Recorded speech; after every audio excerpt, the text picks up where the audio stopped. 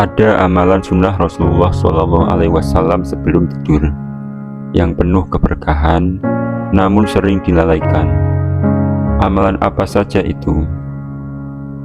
Urusan tidur bukanlah hal yang sepele, karena di dalamnya ada banyak keberkahan jika kita meniru sunnah yang diajarkan baginda Rasul. Berikut 4 sunnah Rasulullah SAW sebelum tidur. Yang pertama, tidur pada awal malam. Salah satu sunnah Rasul adalah tidur di awal malam.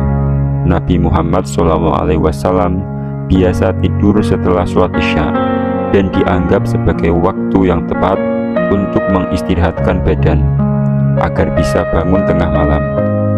Dari Sayyidah Aisyah radhiyallahu anha berkata, beliau tidur pada awal malam dan bangun pada akhir malam, kemudian melaksanakan sholat.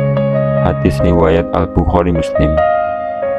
Al-Quran juga membahas soal tidur dan memerintahkan umat muslim untuk bangun malam. Orang yang tidur di awal malam akan mendapatkan keberkahan hidup. Namun sayang, sebagian kaum muslim malah justru mengabaikannya. Bahkan ada yang mengisi malamnya untuk nongkrong di kedai dan kafe, hanya untuk mengobrol-ngobrol saja. Sebuah riwayat dari Abu Barzah menyebutkan bahwa Nabi SAW tidak suka tidur sebelum sholat Isya dan tidak berbincang-bincang setelahnya.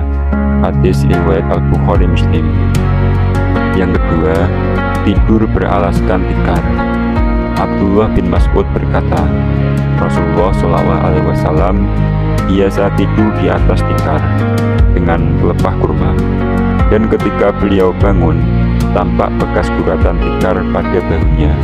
Maka kami berkata, wahai Rasulullah, kami ingin membuatkan kasur untukmu.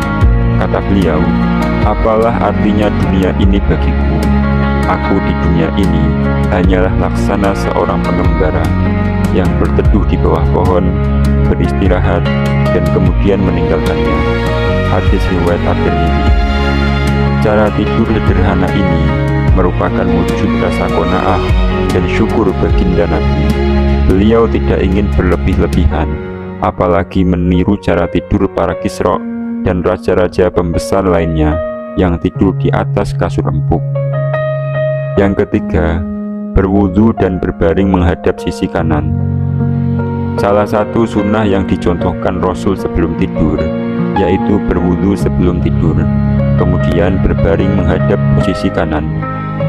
Hal ini diterangkan dalam hadis berikut, jika engkau hendak mendatangi tempat tidurmu, hendaklah engkau berwudu seperti wudunya orang yang akan sholat, lalu berbaringlah pada sisi kananmu.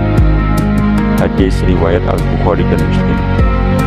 Dari Hudzaifah ibnu Al-Yaman berkata, apabila Nabi SAW hendak tidur pada malam hari, beliau meletakkan tangannya di bawah pipinya. Hadis riwayat Al-Bukhari. Yang keempat, berdoa dan meniupkannya ke tangan.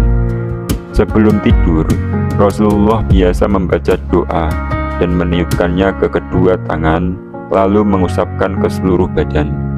Dari Aisyah radhiyallahu anha berkata, apabila Rasulullah hendak tidur, beliau meniup kedua tangannya dan membaca surat Al-Ikhlas, Al-Falaq, dan An-Nas.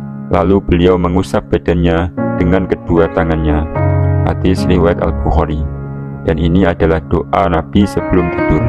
Allahumma aslamtu nafsi ilaika wa wajjahtu wajhi ilaika wa alja'tu dhuhri ilaika wa fawwadtu amri ilaika rughbatan wa rahbatan ilaika la malja'a wa la manja minka illa ilaika amantu bi kitabika alladzi anzalta wa bi rasulika alladzi arsalta. Yang artinya, ya Allah, aku berserah diri kepadamu, aku serahkan urusanku kepadamu dengan berharap-harap cemas, karena tidak ada tempat berlindung dan tempat yang aman dari azabmu kecuali dengan berlindung kepadamu. Aku beriman kepada kitabmu yang telah engkau turunkan, dan aku beriman kepada Rasulmu yang telah engkau utus. Hadis riwayat Muslim. Nabi Shallallahu Alaihi Wasallam menyuruh seseorang ketika hendak tidur di waktu malam untuk membaca doa itu. Jika dia meninggal dunia pada malam itu, maka dia meninggal dalam kesucian diri atau fitrah. Wallahu a'lam bishawab.